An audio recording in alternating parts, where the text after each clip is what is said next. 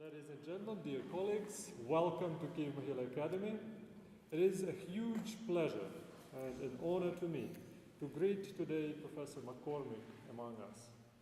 Well, today we're going to have, first we wanted to be debates, but then it's turned out that we are like adding to each other, and it's more co-meditations rather than debates per se. But I do hope that you will make us debate, and we'll have a vibrant community of scholars, philosophers today, and we'll have something important. The topic of our co-meditation is war and peace. Peace and war. And we are living in the times of war and in a society that survives the war. So probably this will add some existential dimension to our discussion. It's not theory. We're definitely here not only for dialogue, but also for diapraxis. And, well, just to let you know who we're talking to, Professor McCormick is Professor Emeritus from Ottawa University and International Academy for Philosophy of Liechtenstein. Professor McCormick is also Vice President of International Institute of Philosophy in Paris and the Vice President of Scientific and Strategic Orientation Committee of the Collège de France. But what matters for philosophers, what really is important, that it's one of the best living ethicists. And ethics, when I talk to Professor, it's just a pleasure of getting more and more involved in contemporary ethical theory and ethical issues. Thank you, Professor, for coming, and the floor is yours. Well, let me say a few words just by way of informal introduction. First of all, I'm shocked at this introduction that you just listened to. I sound as if I'm almost dead. So, it's just important, it seems to me, that some of us who are fated to be interested in philosophy can get together. We're not many, but we're all in many respects colleagues, older ones, younger ones, and so on. And I have to confess, since my friend and colleague is in a confessional mode, that I too am not only happy to be here, but I'm particularly pleased at the circumstances. I was invited to give a lecture, and I said no. Wouldn't it be nicer if we could talk with each other? So then we decided on war and peace. I'm war, he's peace. And we thought that we might be able to take some inspiration in our very difficult circumstances today from looking closely at a few parts of this immense philosophical world that represents Kant's philosophy.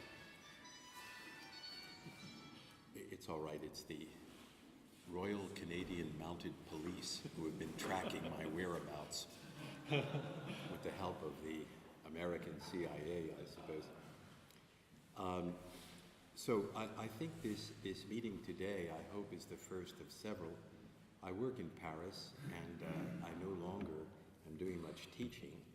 I do have some invitations to do that, but a lot of my work has been in contemporary ethics. So thank you for coming. I will try to speak slowly, but because I come from an Irish background, I become easily excited. And the result is I speak faster and faster, and things get more and more cloudy, more and more vague, more and more impossible. So please be patient with me, and I'll do what I can to attract your attention to something here which perhaps some of you are not yet aware of. I'll begin with an abstract of what I want to say, and that way you can follow me a little bit more easily. Some recent developments, recent in an understanding of warfare have led to a renewed idealization of warfare as a struggle among warriors. Again, think of the context here, which I do not want to name explicitly. This large positive image of warfare is to be found not only in American combat manuals designed for further warfare, whether in Iraq and Afghanistan, but it's also to be seen in the continually re-edited works of the former German military officer Ernst Jünger. This idealization of warfare goes back as far as Homer's his pictures of Greek armies and their respective heroes battling before the walls of Troy. So there is a tradition of the idealization of warfare. Now, in the modern era, this idealization of warfare and the warrior in the modern era, I'm sorry, these are some warriors who are arriving from these are colleagues who have come from Germany, from Poland, from, of course, Ukraine, from Lebanon. So I was saying that there is a tradition of the idealization of warfare which we should not forget, because this idealization of warfare, although I am not saying this, is certainly in the minds of some of us today here in Ukraine. Now, in the modern era, this idealization of warfare and the warrior goes back in part to, of all people, Immanuel Kant, particularly in his still strongly influential work, which Professor Minakov has studied carefully, the 1795 work Perpetual Peace, where Kant claims that war may pass for, he says, something noble. And even, he says, war has an inner dignity. And his reflections on warfare are also to be found, again, just fragments, in the Critique of Judgment, where shockingly, I think, Kant says, or at least I don't understand why he says this, Kant says that war has something sublime about it. And that's what we're going to be talking about. I'm going to talk about the negative sublime, and my colleague and friend is going to talk about the positive sublime. Now, what am I doing in this paper? Here's what I'm doing. I want to examine critically, first of all, the sense and significance of these strange remarks of Kant against the empirical backgrounds of a much later time. I want to look at these remarks against the backdrop of the Second World War's Eastern Front, and particularly the Battle of Kursk. I want to think about that because of its proximity to our situation and the kinds of lessons it seems to suggest to some who would continue to claim with Kant that war has something noble about it, that war is in some strong sense sublime. What I'm going to do, however, is that when I put Kant's claim to the test by looking at battlefield reports from the Kursk salient, I will find, and this I'll be suggesting to you for discussion, that we need to look much more carefully at Kant's notion of the sublime. And in turn, this further reflection will lead to a reformulation, not of what Kant said, but of what sometimes I think I may still learn from Kant. So the paper will not be a paper about exegesis of Kantian texts, although it will include a little bit of that. Rather, the paper is an attempt to use something I think important in Kant as a way of re-articulating something that we ourselves are going through. That's what the paper's about. The paper's, in the end, not about Kant. It's about what I call the negative sublime. So that's an overview of what I'd like to do today. Now, as a reminder to myself to go slowly, a reminder I will probably neglect, I'm going to read some of this text for you. I'm relying on some earlier work of mine, which I'm presently in the process of reformulating. I think it's inadequate. And I think it's importantly inadequate in the light of our own times, where warfare has changed so dramatically. And I'm hoping that by putting this new, unfinished type of material before you and subjecting it to the scrutiny of my colleague, I may be able to go away with still another present from my friends here in Ukraine. Some material for thinking some fresh thoughts about something that has preoccupied me for a long time. So I'm hoping that, although I'll be speaking more than the usual 20 minutes, but not that long, I hope in the discussion you'll feel free to really just object violently, aggressively, or tenderly, however you wish, but please do help me go back with the idea of I have to do better.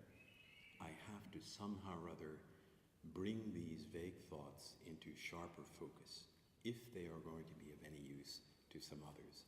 And that's the purpose, to put these reflections at the service of others in difficult circumstances, in a different cultural and historical setting than my own, but one with which I have, for various reasons, coming from an immigrant background. I know many Ukrainian immigrants in Canada.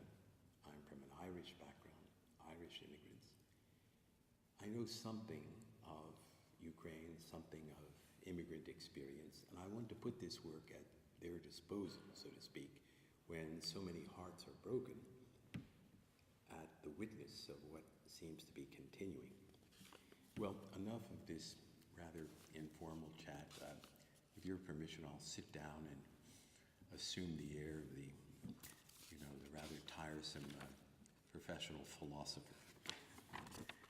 All right. Now, I begin with an introduction about warfare and something sublime. In the first appendix to his very short treatise, Perpetual Peace from 1795, Kant speaks of war, not of peace.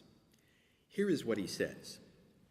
War itself requires no special motive, but appears to be engrafted onto human nature. It passes even for something noble. Often war is waged only in order to show valor. Thus, an inner dignity is ascribed to war itself. Even some philosophers have praised war as an ennoblement of humanity. Now, Kant clearly sees war as a violation of the moral law within. Yet his talk here of war and warfare being able to pass for something noble, of war for some as an ennoblement of humanity, and even of war as comprising an inner dignity, recalls his earlier, even more striking claim in the Critique of Judgment from 1790, 5 years earlier, where he makes some other remarks. There he writes as follows: even war has something sublime about it, if it is carried out in an orderly way and with respect for the sanctity of the citizen's rights. He continues, at the same time, war makes the way of thinking of a people that carries on war in this way all the more sublime, in proportion to the number of dangers in the face of which it courageously stood its ground. This is the ethos of the warrior again.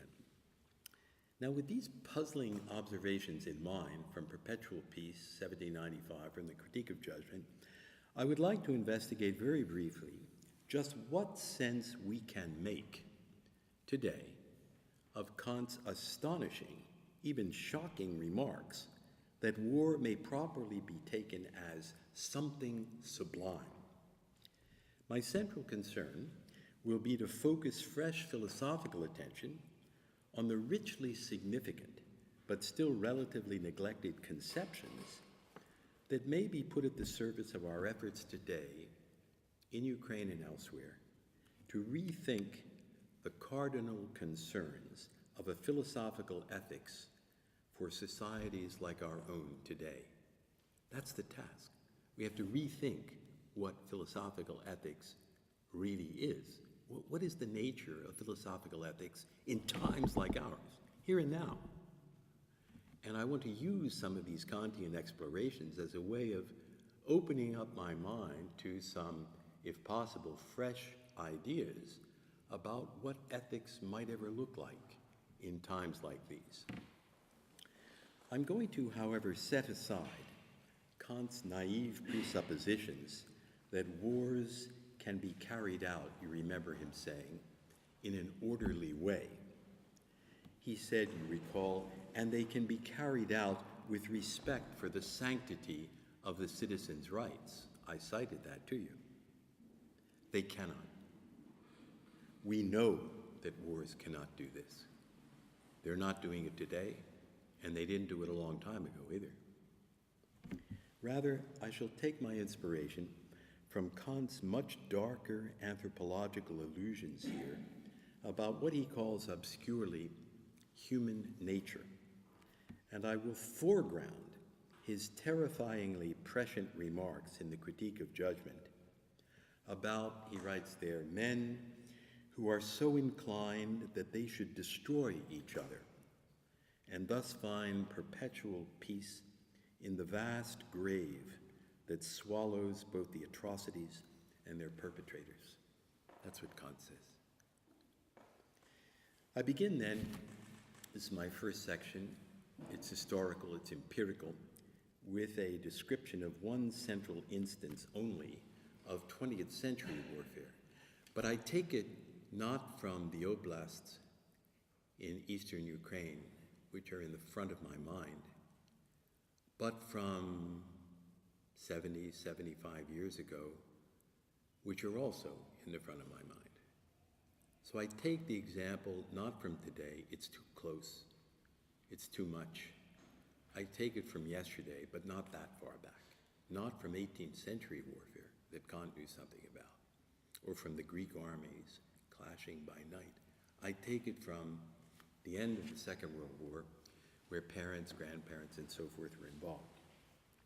From July 11th to July 13th of 1943, in what many historians today hold to be the essential turning point of the Second World War, otherwise known as the Great Patriotic War, Soviet Marshal Grigory Zhukov's defensive strategies for achieving an implacable attrition of the German panzer forces in the Kursk salient in Ukraine, in the greatest tank battles in history, slowly and terribly ground down Field Marshal Erich von Manstein's reluctant offensive just to the west of Voronezh. I'm sorry to say that I don't know how to pronounce correctly many of these place names, so please be patient with me and I'll do what I can, but I'm aware that I'm mispronouncing them. Hitler had issued his order for Opération Citadelle on March the 13th. He confirmed it and then finally postponed it, but it began on the 5th of July only, 1943. 8 days later, Citadelle, the operation, was canceled. That was the technical word. In fact, it was destroyed. It was destroyed to the west of Voronezh, on the rolling black terrain. It was destroyed in the Balki that Mandelstam would evoke in his prophetic masterpiece, which he composed some 6 years earlier. And it was destroyed, the offensive, on the open plains around Poniri and Olkovatka, to the north of Kursk, and at Oboyan, Belgorod, and Prokhorovka to the south. The battle was what the English historian Alan Bullock qualifies of an indestructible fury and horror. The reports of the key battles, I've looked at them to some degree. I can't control all the languages, but I can control some of them. The reports are indeed terrifying. The military historian and authority on the war in the Soviet Union, John Erickson, has summarized some of the voluminous and still extant battle reports. He writes in summary, both sides were furiously stoking the giant glowing furnace of the battle for Kursk. The armor continued to mass more and more on a scale unlike anything seen anywhere else in the war. And both commands watched this fiery escalation with grim and numbed fascination. Now let me try, in my own words, however inadequately, to evoke this scene for you very briefly, because it's this thing that actually happened that Kant says has something sublime about it. And it's this thing that actually took place which somehow or other continues to inspire certain kinds of people even today. Here's my evocation of it. After the preceding days of enormous struggles, destructions, and killings, the crucial battle from 11 to the 13th of July was fought largely in high driving winds and great bouts of rain over river-streaked fields of corn and rye. The skies were dark with dive-bombing Stukas and Stormoviks. Thunderous barrages of Nebelwerfer and Katyusha rockets screaming down, and more than 1,000 tanks, roaring, clanking, clattering, wheeling, slam-stopping, firing, recoiling, and then when hit, exploding themselves. Newer panzers exploiting their long-range cannon shots, older Soviet tanks stripping their gears and racing their braking engines to crash themselves into the panzers and dissolve themselves and their enemies in maelstroms of tank fuel and exploding armaments. Shell-shocked remnants of tank hunting teams staggering out from overrun and collapsing slit trenches came forth to throw Molotov cocktails on the smoldering air intake vents on the backsides of tanks that were fatally slowed in the continually erupting minefields.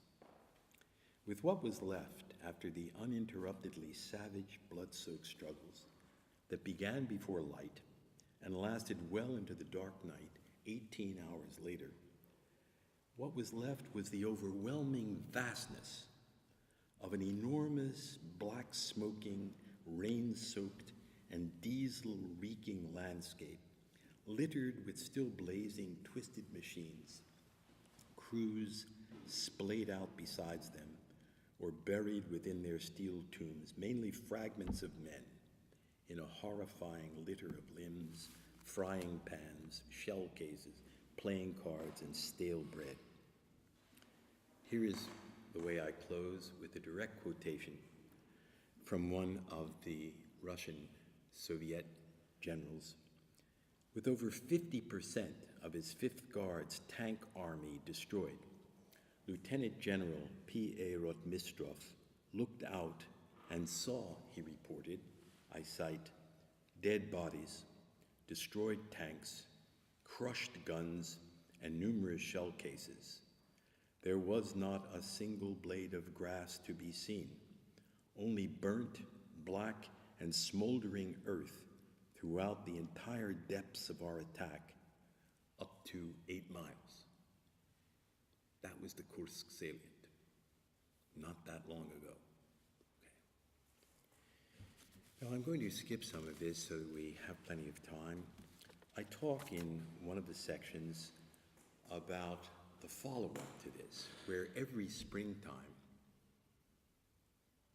the dead come back, the unburied dead, the bones reappear, and every spring the burial teams go out once again and try to reinter the bodies. But these bodies are not buried the way the bodies are buried in Normandy, for example. The bodies have not been washed, the hair has not been combed. They're nothing but bones. And there are bones everywhere. They litter the balki. And every springtime, after the snow melts, it's the same story. I won't give you that story from Austrian TV back in the 90s. I'll pass over now to Kant, because what has this got to do with Kant? So here's another section now. Earlier in Kant's work and in his life, some 20 years, 30 years before the Critique of Judgment, the writing on perpetual peace, in the pre-critical work of Kant, which is called loosely Observations, it's observations about the sublime, Kant writes of the sublime. Why is warfare, why is this sublime? Kant writes about why it's sublime, or what he means by saying something is sublime. First, he writes about that some 40 years before his late work. He says the sublime is not just a feeling. It is rather a disposition. Okay, it's a habit of feeling. This disposition, moreover, says Kant, is one that occurs in three different guises, three different disguises. The first is that of the noble. The second is that of the splendid. And the third is that of the terrifying. That is, some things can cause distinctive effects on perceivers' subjective capacities for having certain feelings. Now, following one of Kant's own very rare literary examples, namely the terrifying effects of reading John Milton's representation of hell in some of his great poetic works, Kant goes on to suggest that there are some larger cultural contexts for understanding these habitual feelings of the noble, the noble and the terrifying in particular, the noble, the splendid, and the terrifying. Kant writes a little more in the groundwork for the Metaphysics of Morals from 1785 and in the Critique of Practical Reason, 1787. Kant there develops his reflections on the sublime, his early reflections, and he focuses his attention now on the moral realm. In the Critique of Judgment, which I cited at the outset, he goes on to examine the sublime in richly complicated detail as part of his much larger attempt to forge links between the moral realm of freedom and the natural realm of necessity. And in exploring the idea of nature lending itself to a subjective ordering on the part of the subject's feelings, Kant also considers the effects of the perception of some natural objects on a person's affective, and not just cognitive power, on the person's feeling. And then he goes on to distinguish various kinds of mental states. And he talks about the mathematical sublime, he talks about the physical sublime, largely in the context of his own works on science. Now, what comes out of these works, and I can summarize here rather briefly, is that the sublime is not any terrifying object, whether a natural object or an artifact, nor is it something that we perceive and that somehow or other brings about certain kinds of feelings. Rather, he says, matters are sublime only by what he says, subreption. It's a very interesting word. In the German text, it's Subreption, which obviously is kind of the Germanization of a Latin term. And he says that what he means by this, and of course he's highlighted that this is what we call in English a term of art. It's a technical term, so he's fabricating his own idea. He says what the sublime is, it's a sense for matters that are grasped analogically. That is to say, it's a feeling of analogy that transfers a qualification to an object from a qualification of something mental. There's something happening in my mind which I would qualify as, I feel terror. And I transfer to an object outside, say the battlefield, as Rotmistrov observes it halfway through the battle at Kursk. I transfer this feeling that I have in the mind to something out there. This is what he means by subreption here, okay? It looks like it's hopelessly mental. Here's what he says, however. What is sublime is the mind itself. That's what's sublime. But it's sublime, forget about the text because I can explain this to you more simply. What is sublime are things that we must think about. We cannot not think about certain kinds of things. And yet, here's where they become sublime. We can never think about them properly. We can never grasp them adequately. There is no way I cannot think about the immensity of the sufferings that come about in war and in warfare. And yet, there's no way I can ever grasp those things. I can't get away from them mentally. But my mind is incapable of grasping them. Now this limitation of the mind, the way the mind is limited, that it cannot grasp some things it must think about. It cannot grasp some things that it cannot not think about. This is what Kant is calling the super-sensible character of the mind. You don't find this in the neurosciences. It's not in the new epistemologies, okay? It's a characteristic of the mind that is not empirical. He's calling it super-sensible. So the sublime is this linked with one, not the only one, of certain super-sensible qualities of the mind, ways in which the mind is not reducible to the empirical. Of course, we have a lot of philosophical work today say, well, the mind is nothing more than the brain. And the mind, perhaps today we're not yet able to reduce it to brain states, but in principle, it's reducible to brain states. No, that's not Kant's position. Okay. Kant is not a reductionist.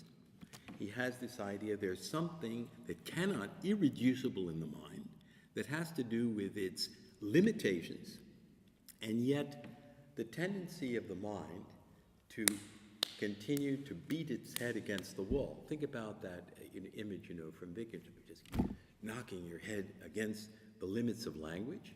Here it's knocking your head against the limit of what you can think. That's the sublime. Okay? Now, let me give you another image for this because I want to get to the end of these remarks so that my colleague can set me straight here and help me out.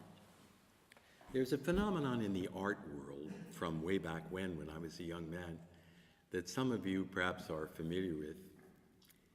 It's in some of the artworks that come out of what was called then op art. You remember some op art items? They'd be hanging on the wall next to the Warhols and so forth, modern art. What was distinctive about op art, at least from a philosophical point of view, was that it short-circuited deliberately the perceptual mechanisms of the eye. If you looked at a piece of artwork, op art, what happens is that your visual processes are short-circuited. Specifically, what happens is that the eye oscillates. It cannot bring into focus the work that's on the wall. It's that oscillation of the eye. Take that as an image of the supersensible character of the mind when confronted with its own limitations. It tries to move beyond these limitations, but falls back, but keeps trying, falling back. That's this oscillation of the mind. To reach beyond its limitations, and yet somehow or other unable to run away from this attempt to reach beyond. That's the sublime. That's what he means when he said the mind is sublime. Okay. Now with that much, we're almost at the end. With that much in hand, let me now try to pull a few of these stray thoughts together. This goes on endlessly, by the way, as you can imagine. That's what philosophers, But I'm going to spare you some of that, except my philosophical colleagues. They're going to have to read some of this at great length. All right, now let me try to say briefly a few things by way of turning to a conclusion here. We obviously must make many, many qualifications today in this rather extravagant Kantian doctrine of the sublime in the light of our very different pictures today of body, brain, and mind. Yet this doctrine, this strange 18th century doctrine of the supersensible character of mind, the doctrine of sublime, I believe has some elements which can help us articulate some aspects of our own experience today as well as yesterday. Because this strange and almost forgotten set of reflections captures both the radical contingency of our minds as well as the extraordinary capacity of our minds to apprehend what I want to call the negative sublime, what Kant called in a different context the terrifyingly sublime. My talk of the negative sublime is something like it is generated by Kant's earlier talk of the terrifyingly sublime. I won't go into the many ways in which I differ from Kant on this, but that's its inspiration. So what I call the negative sublime, that's not a Kantian notion. Kant's notion is the terrifyingly sublime. I leave aside the noble and the splendid and so on. Let me see why I find this interesting. Let me say briefly why I find this interesting. Briefly, I think the character, the nature, the fact of the negative sublime is an ethically innovative idea for our own times. That's what I think is important about this. I think if we start thinking about this and discussing it, we will find something of great ethical value in this particular notion of the mind short-circuiting itself necessarily when it deals with certain kinds of matters. The imaginative presentation, then, I go on, of aesthetic ideas in some poetry shock the mind. Think again of Mandelstam. Think of Paul Celan. The imaginative presentations of aesthetic ideas in some poetry shock the mind in its initial dealings with something which is ungraspably great. Mandelstam, looking at the Balki, says, I will rise someday and say, the sun. That's from these Voronozh notebooks of Mandelstam, a collection of his. I will rise someday and say, the sun. You will rise someday and say, the sun? Okay, this is the shock that can come out of that kind of poetry. That can shock the mind because there's a sense of something unthinkably, of an unthinkable magnitude. The unthinkable magnitude of the dead who have gone before us. How many are they? Are they the true sands or the true grains of sand on the beach? Are they the true stars in the sky? You remember that Yahweh promised to Abraham. Are they the bones in the Balki, that Ezekiel talks about? In any case, Mandelstam, with his mind imbued with all these images, comes out with the kind of shocking image. That is the ungraspably great, for the mind ceaselessly recoils from its painful encounters with the limits of its inexorable elan. The mind continues to recoil from the limits of it. Why can't I grasp it all? I can't, but I have to keep trying. In its flip-flopping, vibrating recoils, the mind recognizes its irremediable incapacities to conceptualize ethically, I want to propose, the mathematical magnitude, that's Kant's mathematical language, the ungraspable immensities, when grasped ethically, of moral suffering. Those are the immensities. It's not the numbers of the dead in the Battle of Kursk. It is the uncountable immensities of moral suffering. Okay, that's one side of what I'm calling the negative sublime. But there's another side to it.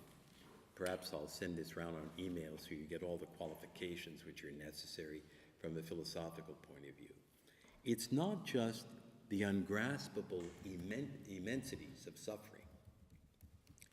It's the ungraspable vastness of the evil that causes such suffering. So what I want to call the negative sublime is this twofold phenomenon that builds on the mind's recoils, the mind's being short-circuited. It is the double moment of the ungraspable, the unthinkable immensities of suffering, and particularly of moral suffering, and the ungraspable, the unthinkable vastness of the evil that continues to cause such suffering. That's the negative sublime I want to propose. Now, I want to end here with this idea on the table, which I think my colleague Mikhail can really nuance for us, because he's going to talk about the positive sublime, you see. And by doing that, he's going to cast some reflected light, perhaps a light that will attenuate some of the exaggerations in this picture which I've been painting for you of the negative sublime. Here's my last paragraph.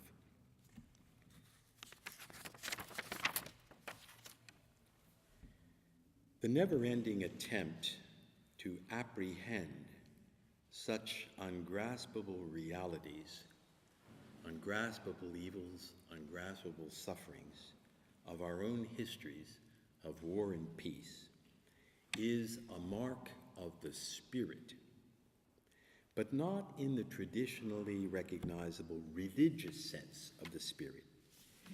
It's the mark of the spirit here in another sense.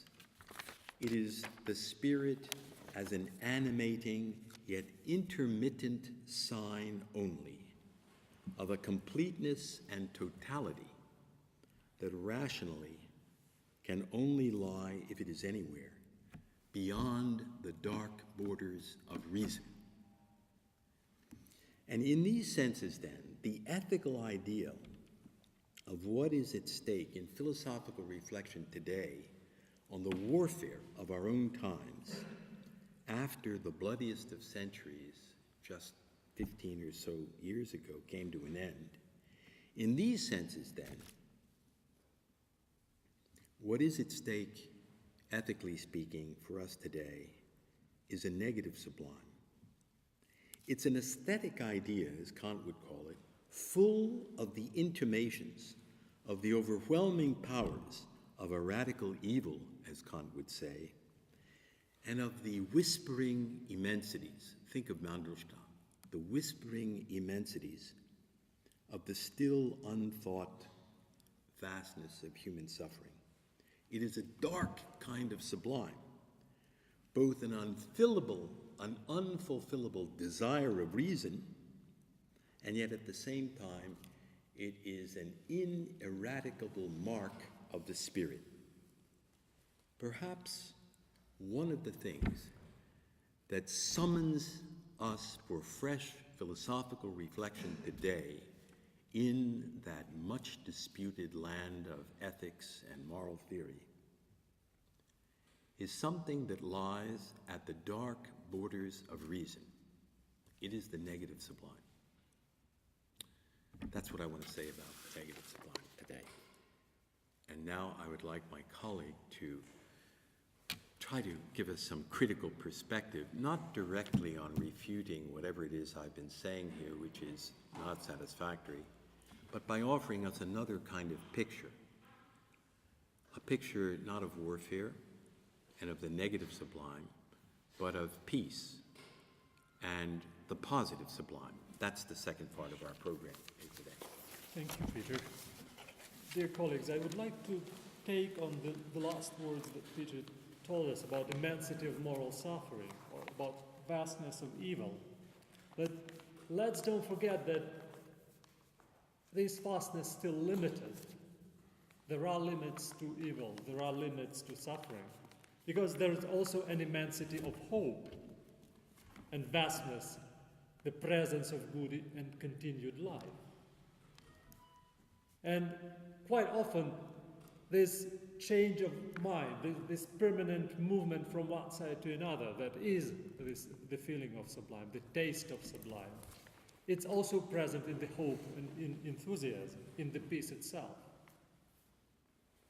At the moment when Kant wrote his treatise, that was definitely an issue. The eternal peace, or the permanent peace, was basically an idea of philosophers. But yet, after more than a century of debates by Enlightenment philosophers, there was already a theory, an idea, and a hope how to make it possible, how to make it realistic. At the moment when Kant wrote his treatise, it's the year, several years after, when one republic unexpectedly turned out to be imperialistic and annexated the left bank of Rhineland, France. And philosophers of Enlightenment expected that republics will be the ones that will stop the wars, that will stop annexations. And then there was one republic, or almost republic, that was divided by other kingdoms, monarchies, Poland, basically at the same years, in the first half of 1790s. So at the same time, one republic showed that it can break the peace by annexation, and the other republic showed itself to be incapable to defend itself from nearby monarchies. And Kant is writing this paper, the treatise about perpetual peace, as a document for politicians and diplomats. It's not for philosophers. It's for practitioners of war and practitioners of peace, basically. And what he's doing there is, in a hidden way, he speaks to all the century-long philosophers, starting from Descartes, probably, and Leibniz, up until La Rochefoucauld and his contemporaries. But he starts with a famous joke, and this joke is actually taken from Leibniz, Codex Diplomaticus from 1693. That's the joke about eternal peace at the cemetery. He wrote that we can leave open the question whether the satirical caption of the picture of a graveyard, which was painted on the sign of a Dutch innkeeper, applies to human beings in general, or specifically to the heads of state who can never get enough of war, or even just to philosophers who dream the sweet dream of perpetual peace.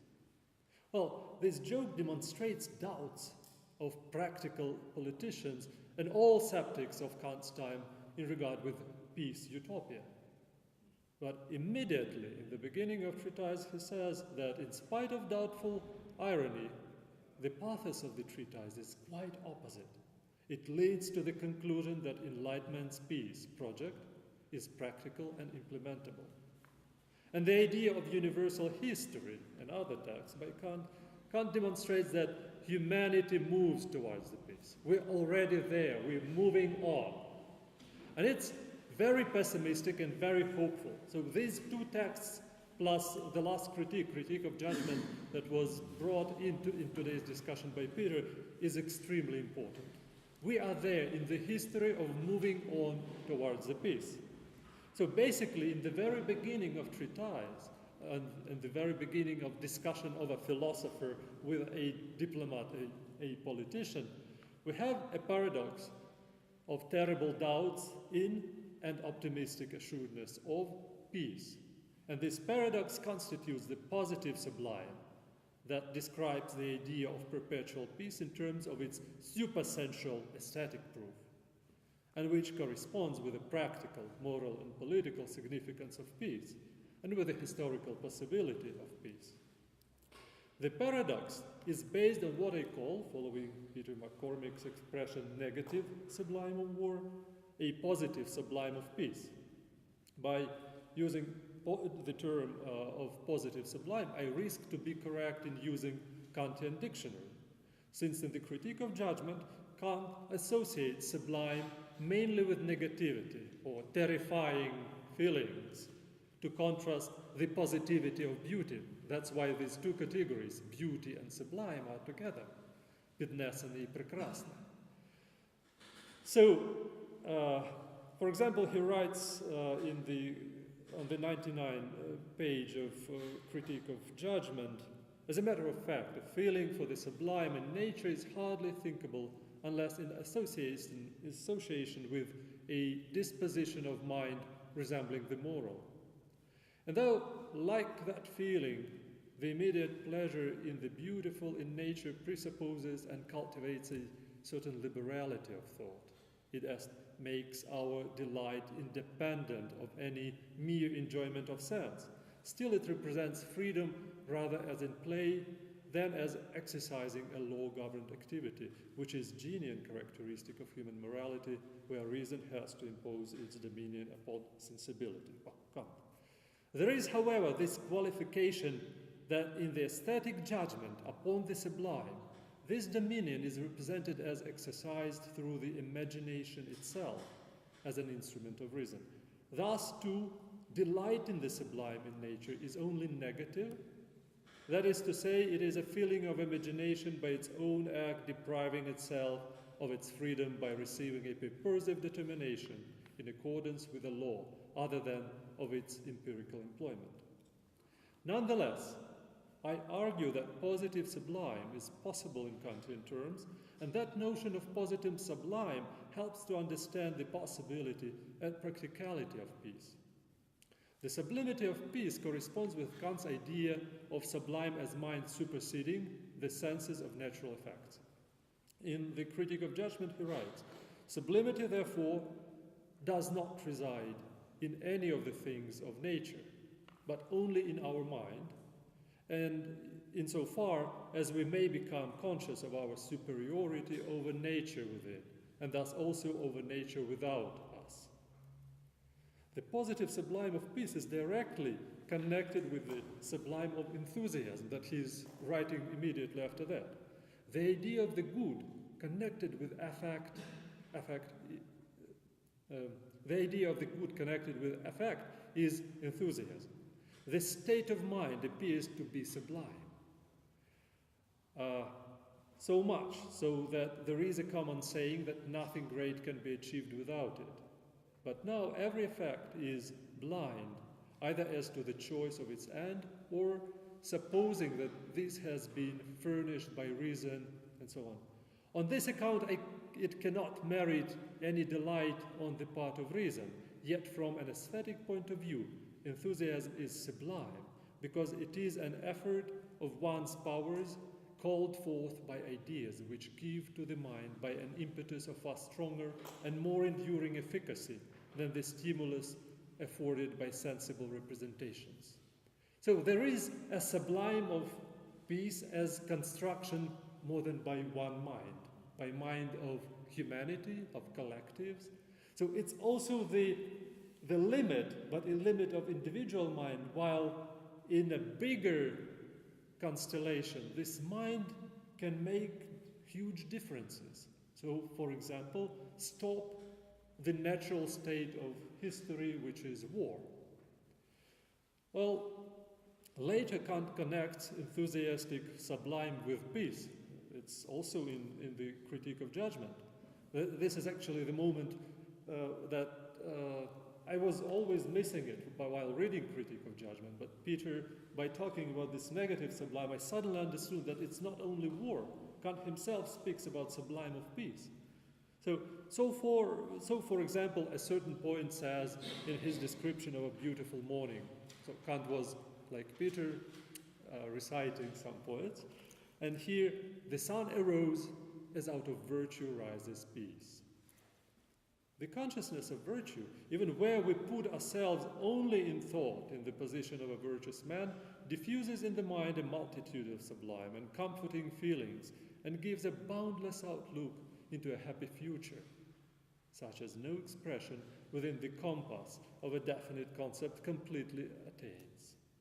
This enthusiasm is based upon immensity of history's ungraspable wisdom. Again, it's unprovable, it's nominal, but yet it's there. We can witness if we critically look at the history of humanity. Even the worst of human feelings can serve to the best of it. Egoism, nationalism, imperialism. In the end, in the aftermath, it looks like we made a step and made a progress after solving issues. Wherever we apply mind, wherever mind represents itself in working or co-working with our different human beings, we see a result of more peace, of less war.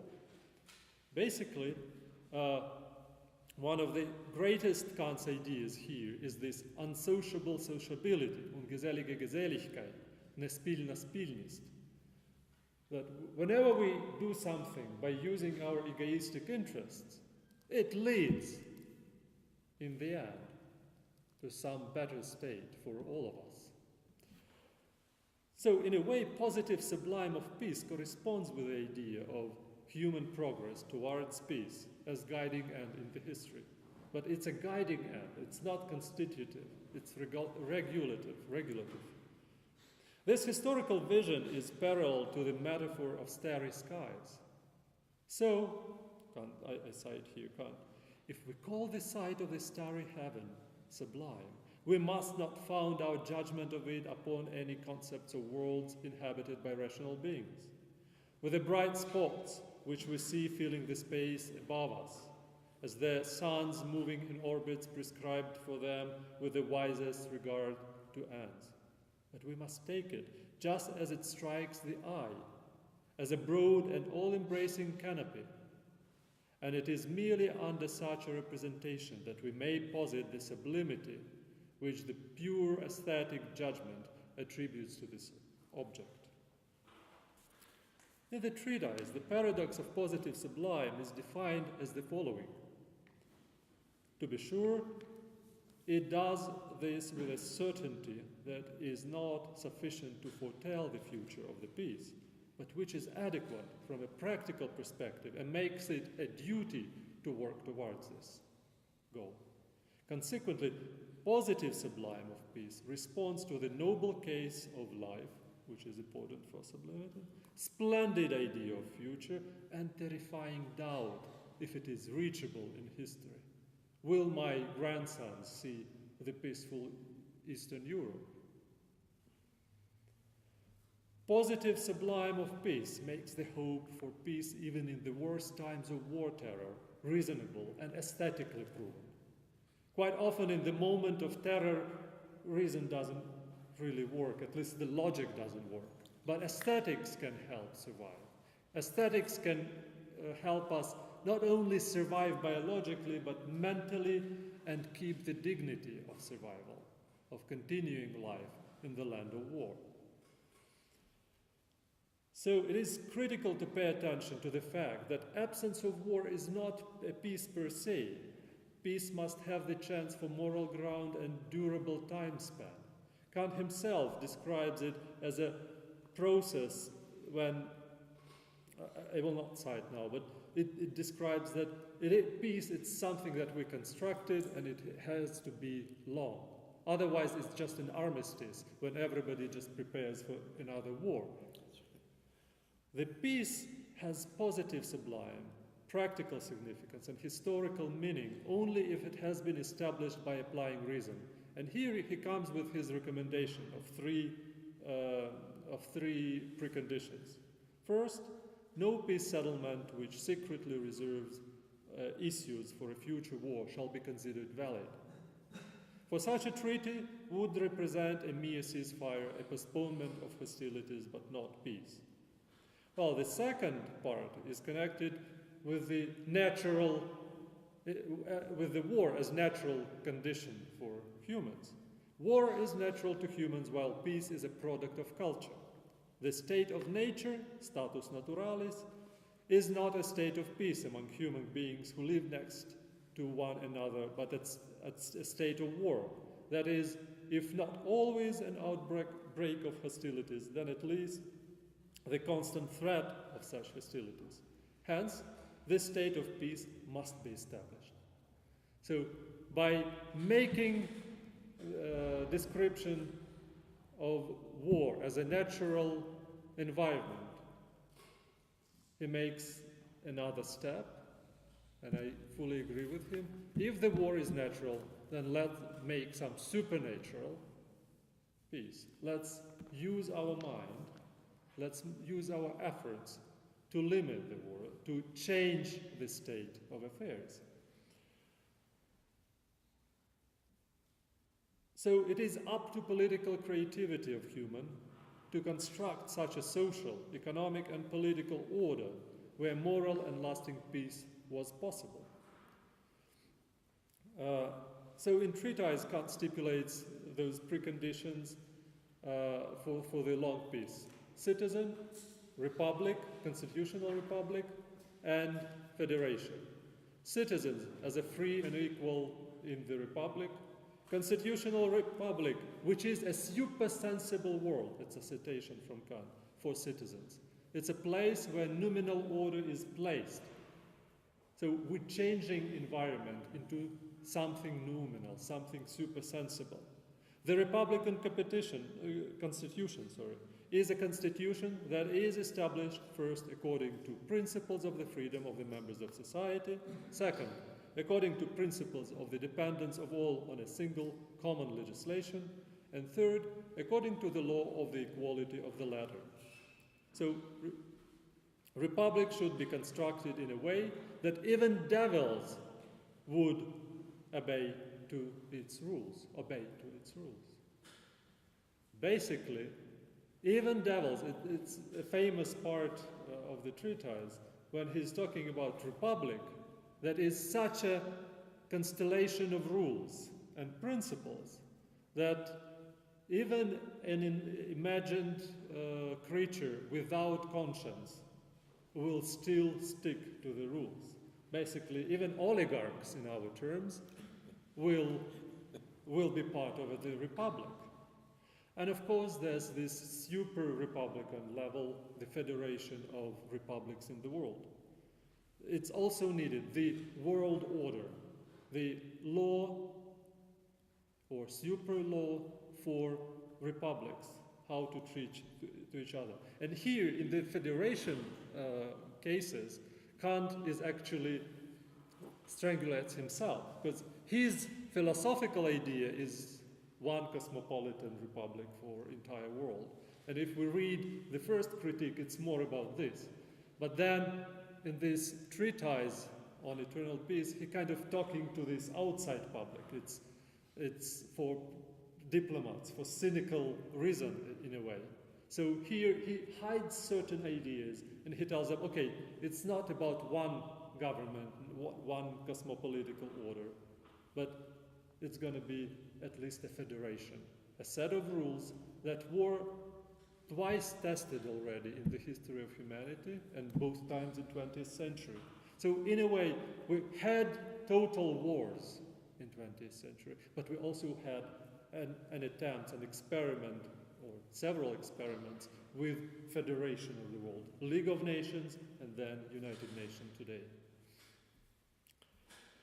Once again, to be sure, I cite here Kant, to be sure it does with a certainty that it's not sufficient to foretell the future of the peace, of this peace, theoretically, but which is adequate from a practical perspective and makes it a duty to work toward this, not simply a chimerical goal.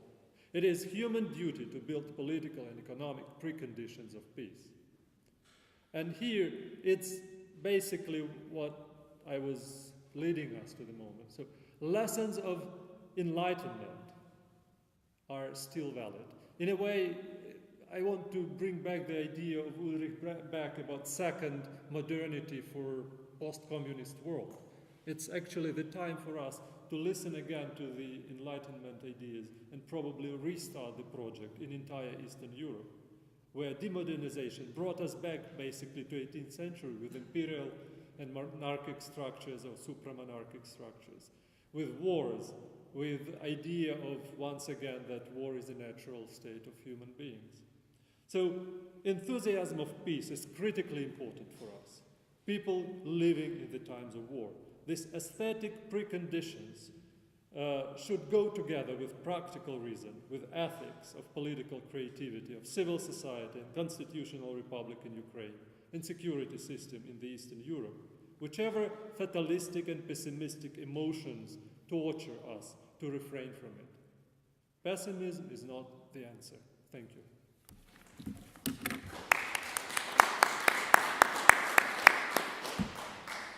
So, Terrific. thank you. And now let's have questions, and we are ready to discuss it further. And comments. Don't limit yourself to questions. Just stand up and say, I will have none of this.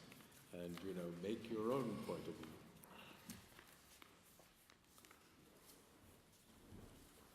Professor Korensky.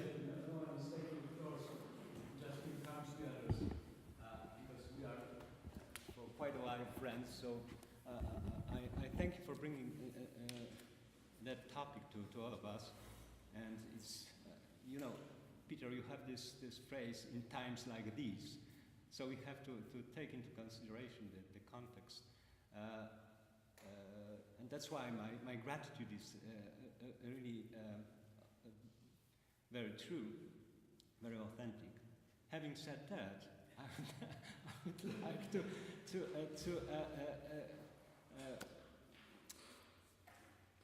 point out at some difficulties I have with Kant.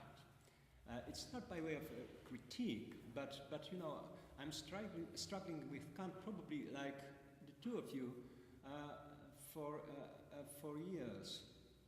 It seems to me that there are very nice aspects in Kant, but on the other hand, you have this, for example, take this ungesellige Geselligkeit. What's English for that? Unsociable sociability. Unsociable sociability. This is, in a nutshell, a kind of philosophy of history, which he repeats from ewigen Frieden, eternal peace, in that treatise, which is a project of a peace treaty that would end all wars. It's not just another peace treaty, but this is a project of treaty that would end all wars. No future wars would be possible if we subscribe to these conditions of peace. And he says,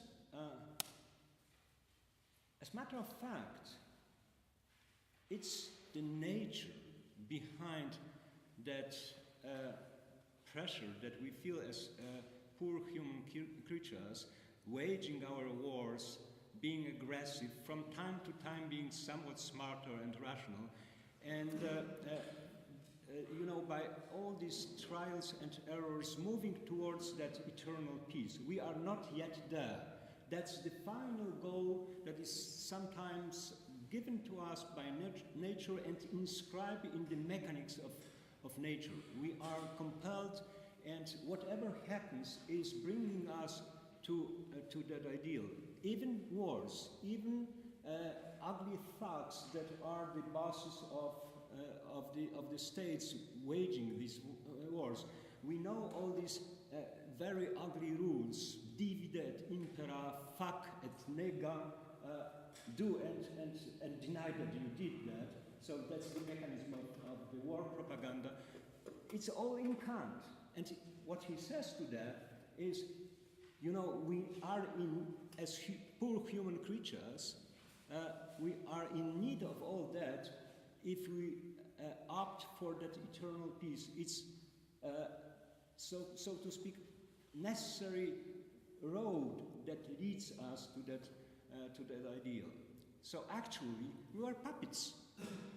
We are puppets of that historical process that brings us finally, you never can tell as poor human creature, when exactly to that ideal. And then you have, from Kant, you have all the classics of German 19th century philosophy, which is even more difficult case. On the other hand, you know, playing with that enthusiasm, whatever positive or negative, is also, seems to me, a little bit dangerous, because in every generation you have a certain percentage of people who tend to be very enthusiastic about war. And not all of them are thugs, brigands, or stupid people. Some of them are of the stature of Ernst Jünger. And only, you know, when they are fed up with the First World War, during the Second World War, they realize that they have something to do about bringing about the peace. And this is my last point. If you wish to stay with Kant, you have to realize that he has a very smart provisor. Even the devil will be able to see the necessity and acceptability of the conditions of the eternal peace, because even the devil is able to be rational. But the trouble with us, poor human creatures, is that we fall very frequently beneath that level of rationality. And you know, in almost every generation, in spite of all the hopes of enlightened philosophers like Kant and many other more or less pacifistic philosophers, you have that display of aggressiveness, of cruelty, and of enjoying all that. So we have to have safeguards. We have to have checks. We don't have to simply rely on, you know, the historical necessity of our moving towards that ideal, because that proviso is a very strong condition, and it's very hard to meet that condition practically. These are it's not any sort of critique, rather a kind of confession that I have to share with you, having listened to you over the years with Kant, because it seems to me he's of utmost importance for political philosophy. It's part of the eternal philosophy, but on the other hand, he's just one of these philosophers we have to take into account. So sometimes I even think that Freud might be helpful as well. That exchange between Freud and Einstein. Sorry for being that long. Excuse me. Any other comments, questions?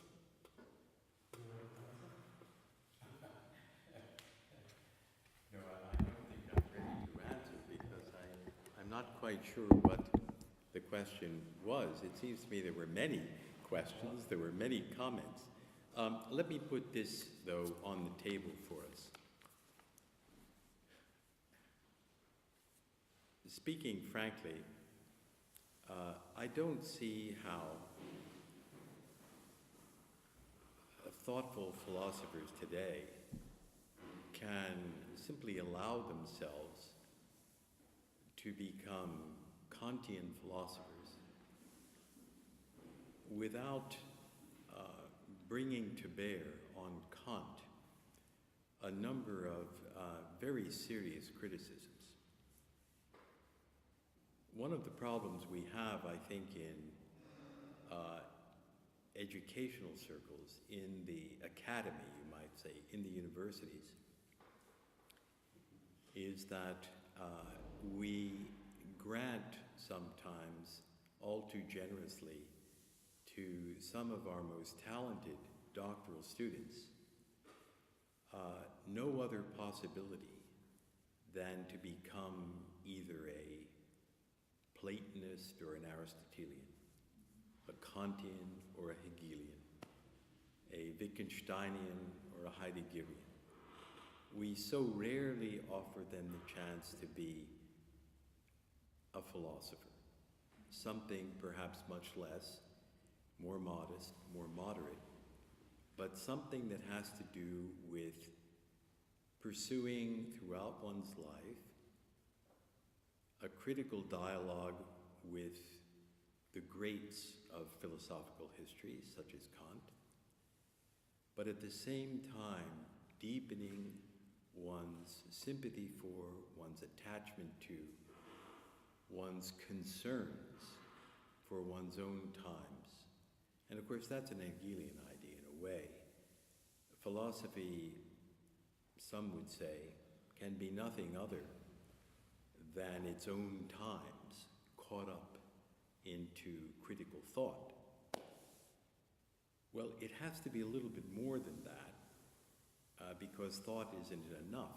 That was the point about how we often fall below the rational. We must also do something and not think something. So I think what I'm trying to do here, Czesław, some of you may know Professor Czesław Poremski from, he's a professor of political philosophy at the Jagiellonian University in Krakow. And he shares with Professor Minakov his preoccupations with certain central issues in political philosophy, and that's why it's very nice to have them here together. But I'm speaking now not as a political philosopher, I'm speaking as someone at a much more modest level, someone who's simply trying to think one or two thoughts and get them straight, so to speak, trying to think them not incorrectly. So what I want to say then is, I think we must be very careful about the power, the richness, the extraordinary example of the great figures in the history of philosophy. We must be very careful in reading Kant not to become Kantians. Very careful in reading Wittgenstein not to become Wittgensteinians. It just seems to me a terrible fate for anyone at all to have started out with a certain desire to lead a certain kind of life, of reflection, of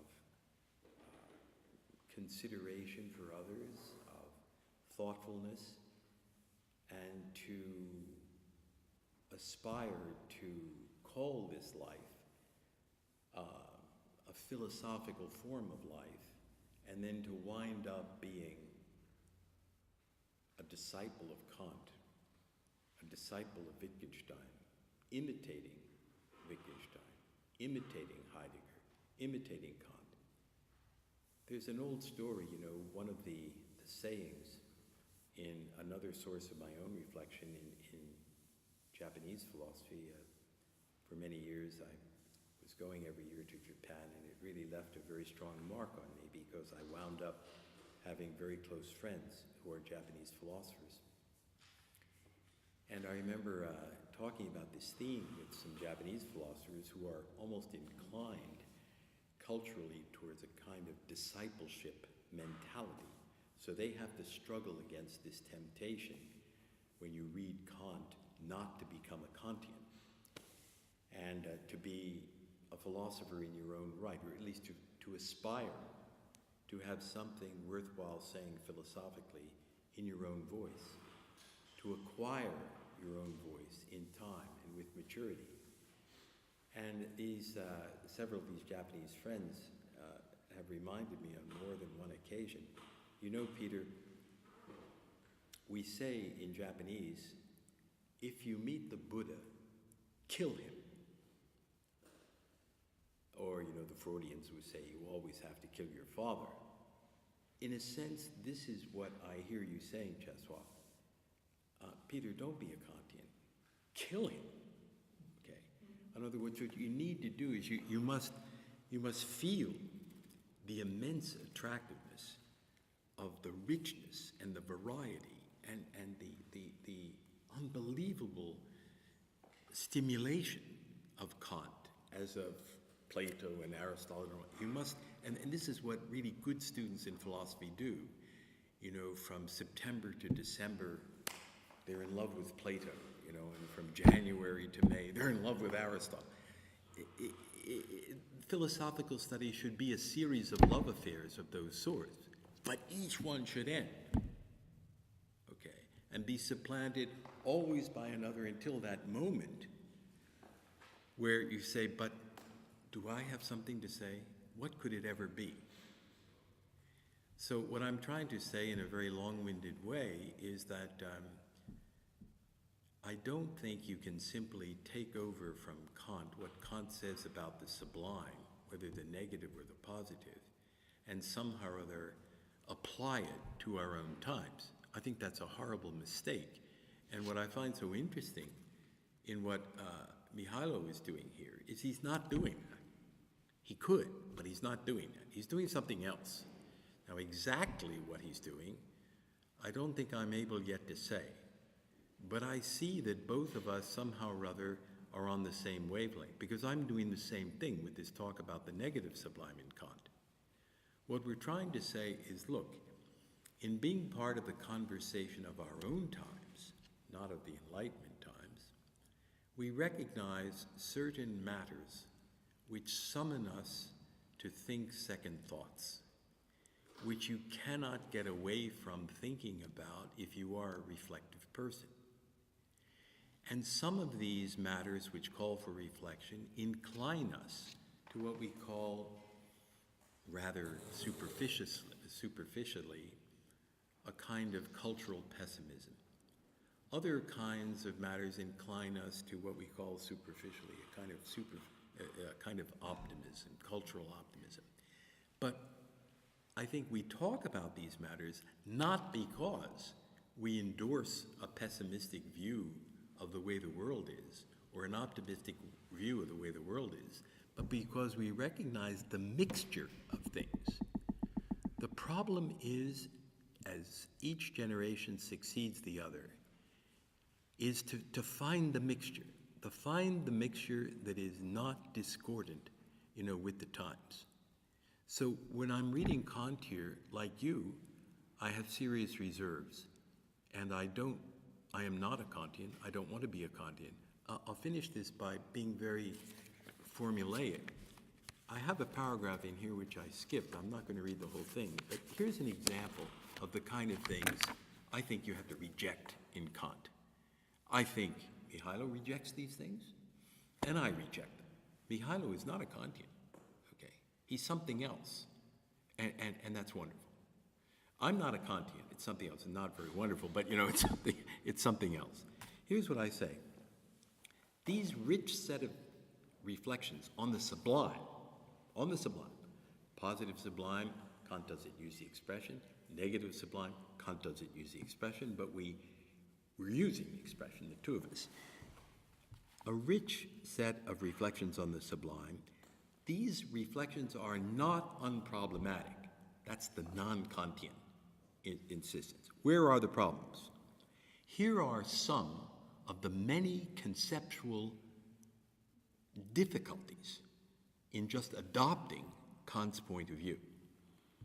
Today, there are tensions between the logical and the psychological in Kant. These are deep conceptual tensions. If you're going to take your inspiration from Kant, you better sort out those confusions, or you're going to suffer from them too, the logical and the psychological.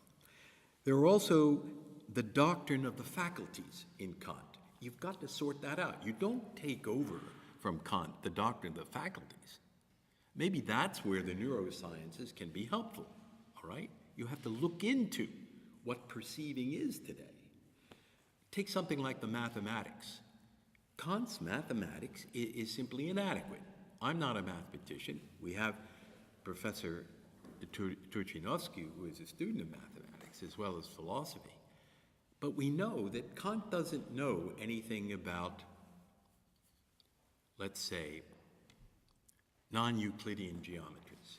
If you don't know anything about non-Euclidean geometries, then you can't deal very well, with the limitations of Kant's reflections on mathematics. Kant knew an awful lot about mathematics and science. But, what he knew about geometry was, before Riemann. Okay, so you can't do geometry without knowing Riemann. Okay, there are some problems there. What about the overlappings? The overlappings, this is more to our point, because Mihailo and I share an interest in philosophy of art and in aesthetics, and Mihailo is a practicing artist. His exhibit on photography, something to go look at. I've just seen the catalog. Okay, so we're interested in that, but look, in Kant's work, and if you want to use Kant as a source of inspiration, you're going to have to worry about how the moral overlaps with the aesthetic. Okay? There is a kind of overlapping here. Now, he's a genius for distinctions. We all know that, and he's got this wonderful, it's a many divided kind of schema in his mind. But there are overlappings in what you might call this Kategorienlehre. One of the even larger issues, though, is the overlappings not just of the categories, but of these domains of the moral and the aesthetic. You've got to introduce sharper distinctions here between the domains, not just between the categories. That's a problem. Just a couple more to give you an idea. What is this thing called that Kant has? He seems to believe in the universal communicability of certain feelings. I deny that. I think there are some feelings that you cannot communicate universally, okay? And anyone who knows anything about music, and particularly ethno-musicians, who study music in non-Western cultures, they'll tell you the same thing. There are certain kinds of feelings which are not universally communicable. Kant seems to have the view that feelings are universally communicable. All feelings, I don't know whether he would say that, but most feelings. That's why he really stresses this role of feeling very much. And this comes from 18th century philosophy in England. The whole morality of sentiment and so forth, this notion of feeling in Kant, it's a very rich notion. And we know also what it leads to in post-Kantian philosophy, Schwärmerei, not just Schwärmerei, but this whole development in post-Kantian philosophy. But there's a problem here about what Kant says about the community of feeling. And the final points here. There's a problem with the taxonomies of judgment in Kant. There's a problem with the forms of finality and the finality of forms. There's this talk in Kant of mental movements and complex feelings, okay? And of course, there's this problem about the noumenal, are we going to buy that? Are we going to say there's the noumenal, and the real? And what is this thing called the supersensible? Do you have to be a German pietist to be a Kantian? I mean, most people would say no. Well, then how are you going to deal with the supersensible? Is the supersensible in the end a religious notion and not a philosophical? I think it's a philosophical notion, but other people might say, no, well, in the end, McCormick, when push comes to shove, this thing about the supersensible, it's Kant's pietism. Never forget, the trajectory of Kant's philosophy. He's going to safeguard his religious commitments from philosophy by showing the limits of philosophical reason, okay? And then in the back door comes the supersensible. So, there is a pile this high of problems with Kant. That's why you don't want to be a Kantian. What you want to do if you love Kant, as many of us do, you want to somehow or other say, look, I just don't want to pick and choose, but if I take this idea from Kant, I can't use it as such. It has to be transposed, like a melody in music. You cannot take, McCormick, the idea of the mathematical sublime and the physical sublime and just plug it into warfare. You have to take these ideas from Kant, which are developed first in the pre-critical writings on aesthetics, the observations on the feelings of the beautiful and the sublime, and then in the late works on science, you have to wrench from those scientific and aesthetic backgrounds the idea, whether it's an aesthetic idea, as Kant wants to say, or some other kind of idea, and you have to kind of retool that idea freshly. You have to detach it from, so to speak, that Kantian context, and then see what kind of use you can make of it. These are methodological remarks, but there are also remarks about sensibility. I'll stop there, but I'm very sensitive to what you're saying here about Kant, Czesław, because I think we share this, and we share it with a lot of you in this room. I mean, you read Kant, you know, you never stop reading. I mean, how could you forget Kant, you know? You never know enough Kant, like you never know enough Plato, Aristotle. You never know, take another one, you never know enough Aquinas. I didn't know that till late in life. You never know a lot about these people. They're so rich that they have to be our lifetime friends and companions. Some prefer some companions, other prefers other. Here, I think part of the Ukrainian Kant society, we're in a context where, you know, we share with many of us share this, I wouldn't call it enthusiasm, many of us share this ongoing interest in Kant. Forgive me for going on so long, but there are very serious problems, I think, with Kant's philosophy. And therefore, one has to both love him and hate him. One has to, as some people would say in the phenomenological tradition, you have to think with Kant, but you have to always think against Kant. The two go together. Otherwise, you know, you're just an historian of philosophy, or you're some kind of an amateur. You know, you're kind of a, I don't know, you're kind of fashioning the Peter McCormick philosophy. What the hell is the Peter McCormick? It's worthless. Okay, it's got to, any kind of worthwhile philosophical position has to be always worked out in dialogue with one's predecessors and in looking ahead to the unknowable future. That's the point about the time. What could philosophical ethics ever look like in times like ours today? It doesn't look like Aristotelian naturalism. It can't look like that anymore. And yet if you neglect, McCormick, Aristotelian naturalism, you are academically at fault. You must never neglect that. That's an extremely powerful position, just like you cannot neglect utilitarianism. It's irresponsible philosophically to neglect that. Same thing. You cannot neglect Kant if you're interested in ethics. It's just irresponsible professionally. Excuse me, I get all excited. It's the chocolate. If I may to add here, in religion, within the bounds of reason, Kant says about communicability of feelings. There's this limit, the experience of miracle.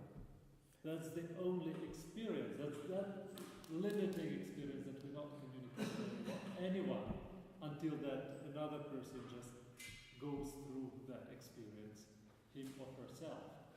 So there is that limit he puts for himself, probably for the rest of us. But here I would like, again, to bring back the idea that philosophy is not a science that can substitute all the other fields. We have a tradition in pre-science era, and it goes on, and maybe it will exist in the after-science age. It's a history of communication. Within our discipline, within philosophy, there are, let me use that word, chiron, for philosophy, not for theological meaning. When something happens with the thinking and with the language, when we can grasp and articulate just another experience, which is valuable for the others to read and reflect and use that language. So in this sublime and the beauty that we were using today, for example, it would be very difficult to have a conversation with contemporary arts theorists, because for them these two categories are non-existent anymore. It's the bed after night with this sax, the nuit d'amour, that is put in the center of a museum, and it's an art object now.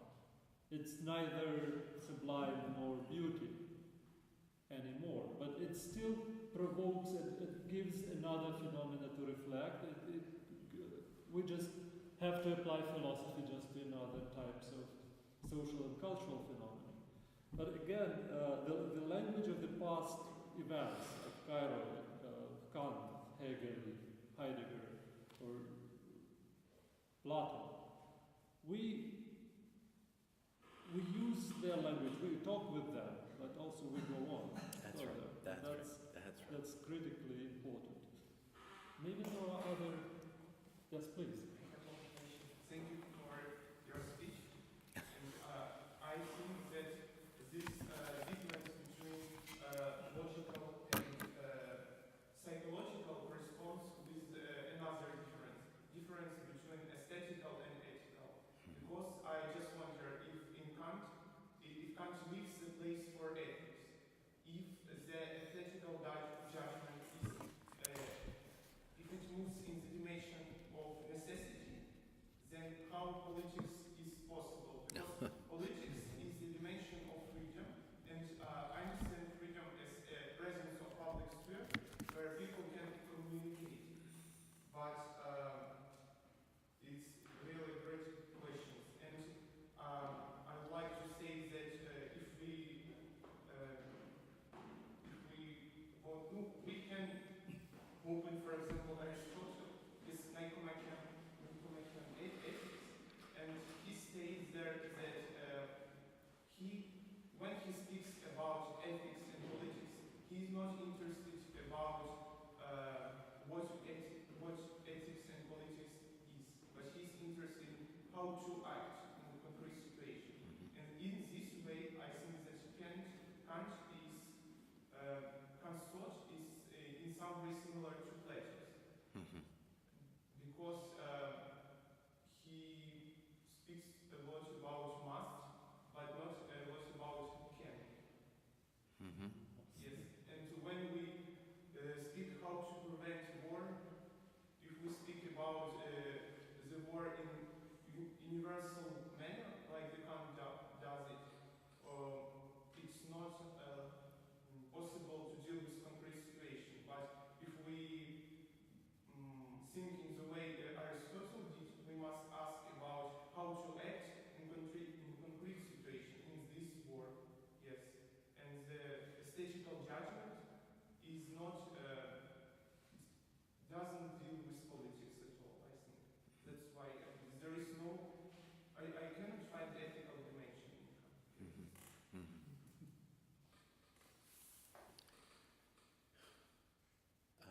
I think this is a very rich set of remarks you've just made,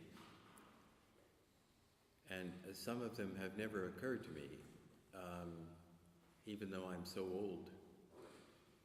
I would have thought that your question would have occurred to me a long time ago, namely the one question you mentioned several of them, but it would have occurred to me somewhere along the line whether there is room for a philosophical ethics in Kant. What an exciting question. You see, because in the university world, we all say, well, there's Kantian ethics, right? And we've got these big piles of books, the Grundfehler. Kant is, a mountain in ethics. I mean, he's really important. You have to know Aristotle, you have to know Kant and Mill and a few others, etc. But wouldn't it be interesting to take seriously that question? What is it about Kant's approach to doing philosophy that might actually result in there not being sufficient room for elaborating a properly philosophical ethics? Would it be because of these, the two worlds doctrine, the noumenal and the real? Would that be the problem? Would it be because of this relationship between philosophy and religion in Kant? Would it be because so much of the ethical seems to be coming out of the aesthetic, so to speak?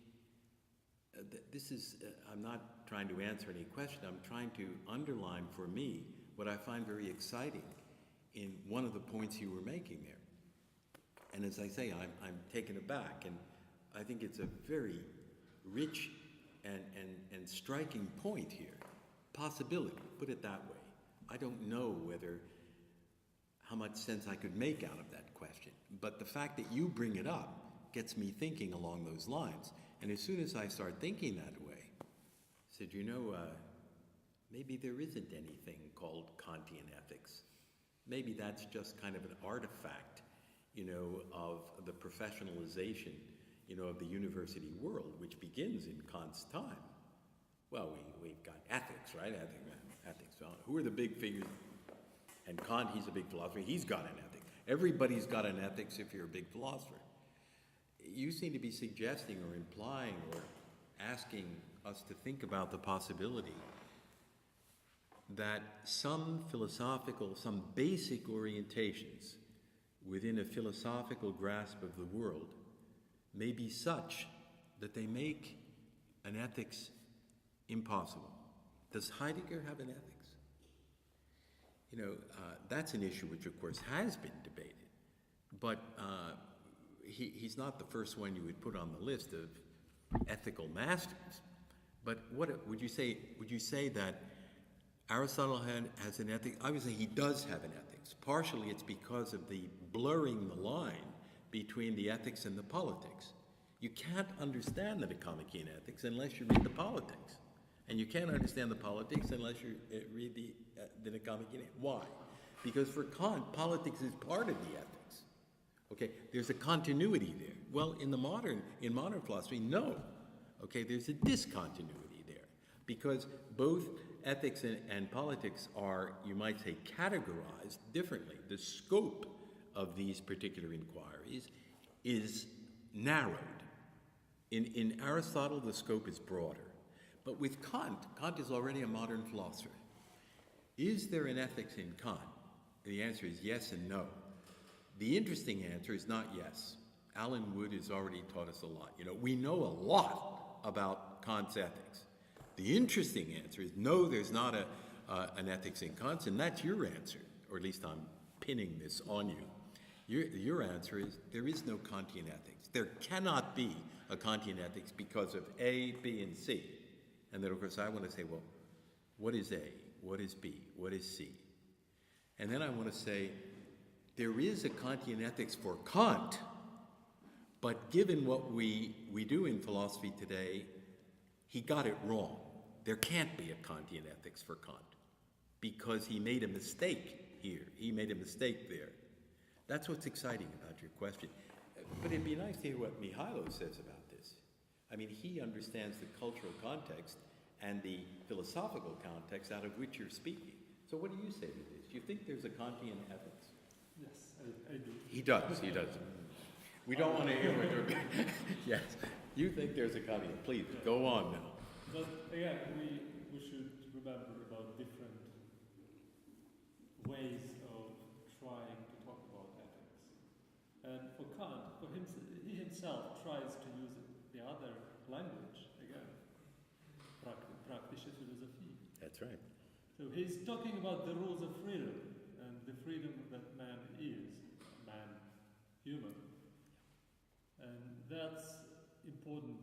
Yes, if you want to read Kant in the eyes of Aristotle, we will have problems. And it would be very good discussion would this church of Saint Spirit, the spirits of Kant and Aristotle would have a debate between themselves. What could be the real ethics? And of course, that's an imaginary experiment, but we can stage it, we can imagine it. And definitely, I imagine a disagreement, a total disagreement of these views. Yes. There can. Today, we can speak about philosophy of virtues and philosophy of principles, norms, and so on, understanding that there are different ways of bringing on about ethics. But again, let's don't exaggerate that ethics should or must or can have borderlines.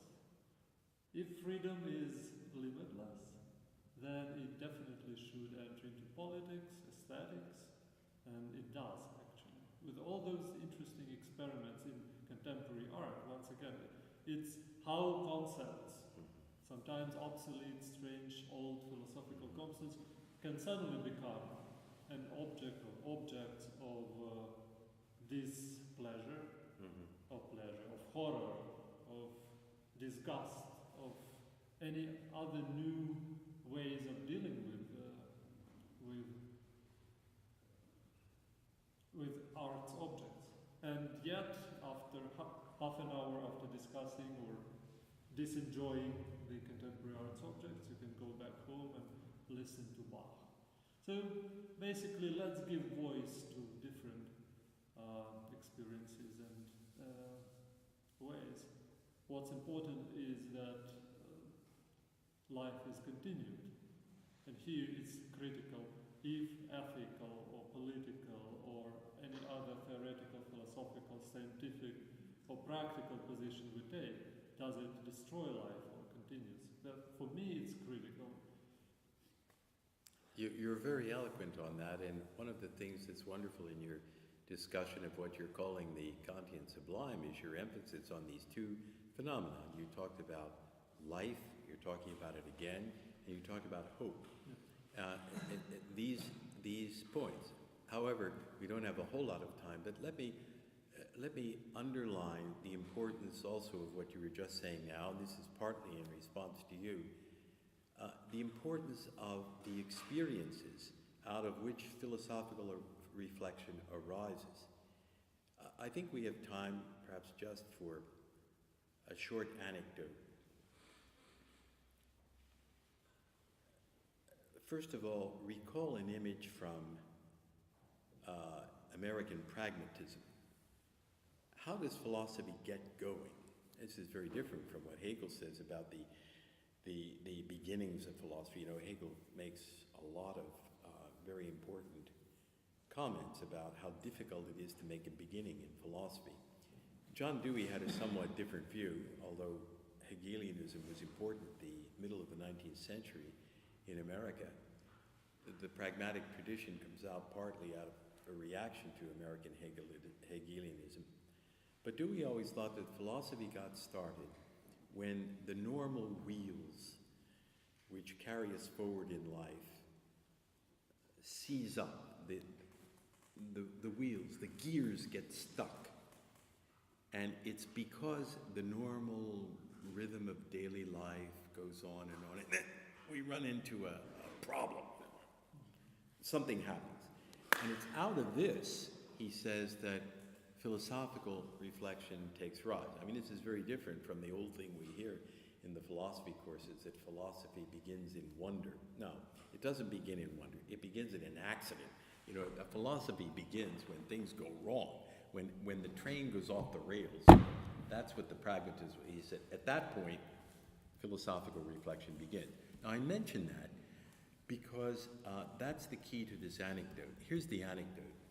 Many, many years ago, I was in Prague. It was 1978, and I was there a year after what I have to call the murder of Jan Pastiche, the Czech phenomenologist.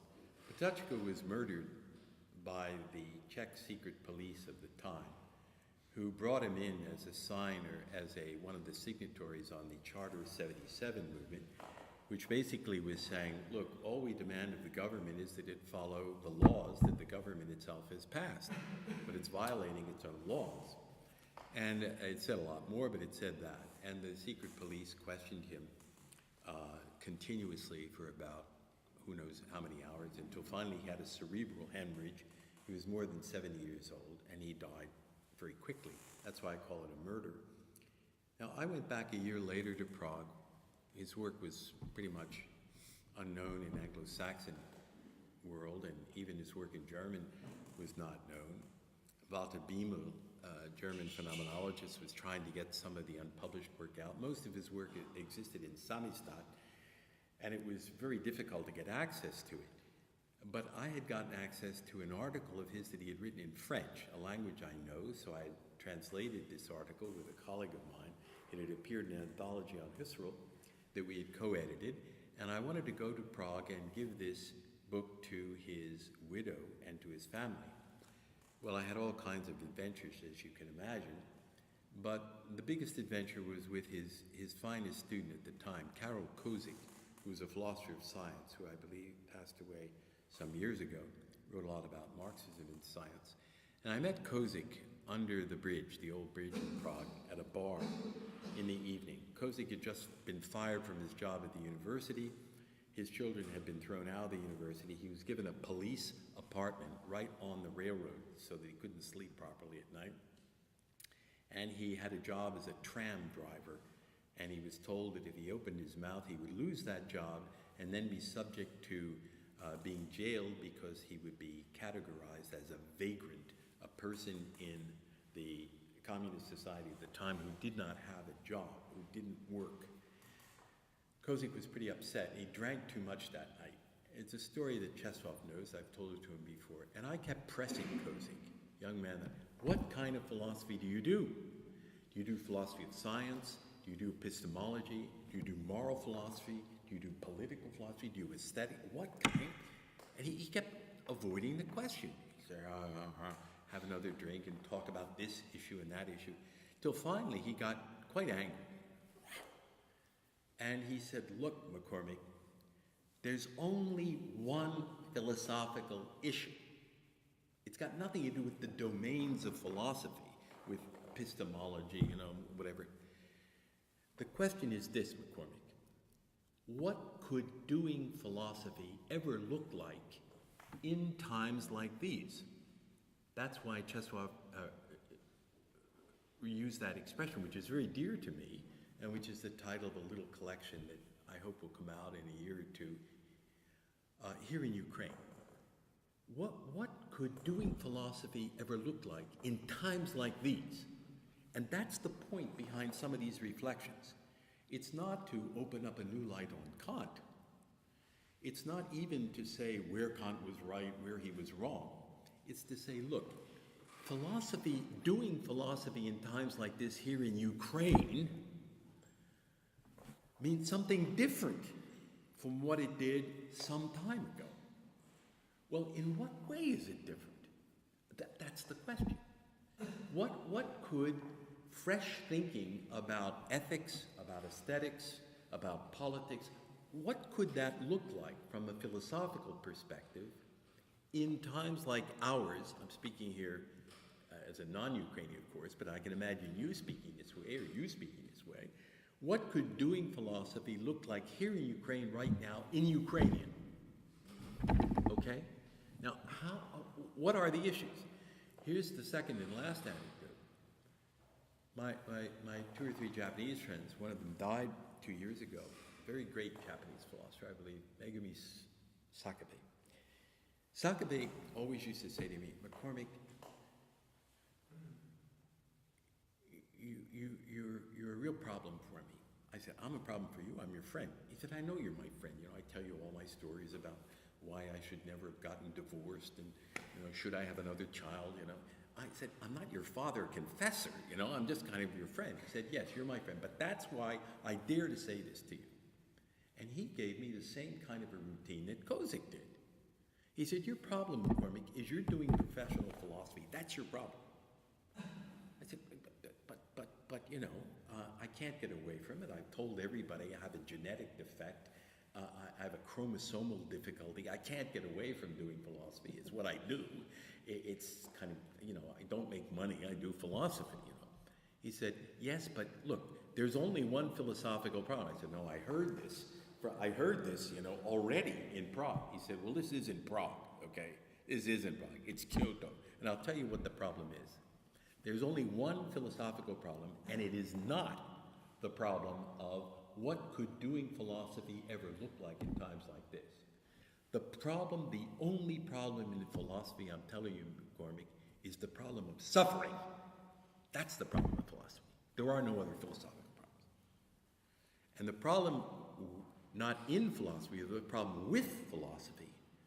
The problem for philosophy is the problem of suffering. That's the whole meaning of the Buddhist tradition. But the problem with philosophy, as you do it, is that Philosophers have too much to say about evil. Think about Leibniz. And they have nothing to say about suffering. And that's because you have an impoverished notion of philosophy, McCormick. You've got a minimalist view, you see. You don't want to talk about suffering, just the way you don't want to talk about the meaning of life, just the way you don't want to talk about love, because you've got this narrow conception of philosophy. Suffering is one of those things, to use a biblical term, that philosophy breaks its teeth on, okay? Philosophers have nothing to say about philosophy. Why? Or about suffering. Why? Because it's too vague, right? Love is too vague. The meaning of life, it's too vague. We cannot put it into canonical form, Quinian form. We can't get it into the form of a problem. It's not the problem of suffering. A problem has a solution. The suffering doesn't have a solution. Well, what is suffering? Is it a question? Is it an issue? This is what the Japanese friend tells me. Megumi says this to me. You know, over the one glass of wine, he's allowed, this is one of the pities in Japanese civilization. Talk about genetics. He can only take one glass of wine, okay? This is really pathetic, but as you know, some Japanese colleagues they don't have the enzyme to digest. So, you know, it's very frustrating having a glass of wine because they will not take a second glass of wine, even if you pay for it, okay? So my friend Sakabe says to me, McCormick, you've got a huge problem. Your problems are only philosophical, and that's a great pity. And that was the story I was getting from my friend.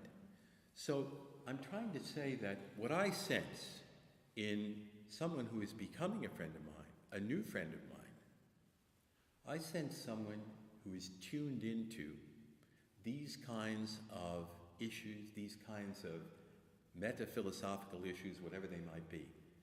And Mikhail Minakov, for me, whom I don't know very well, I think he's on that, he's got a sense for that.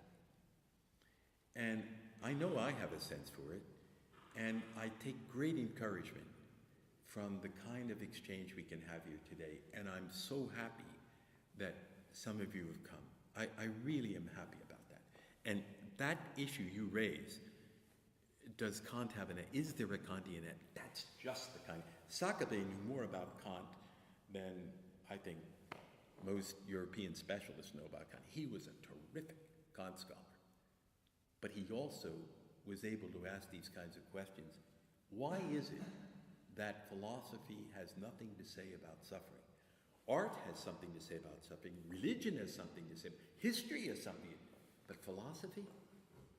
You talk about suffering at an academic conference? Come on, your paper won't be accepted. Okay? You can't do that. Ask Professor Minakov. He knows. I know. Dear colleagues, it looks like we exhausted the topic today, and it was Peter McCormick and Mikhail.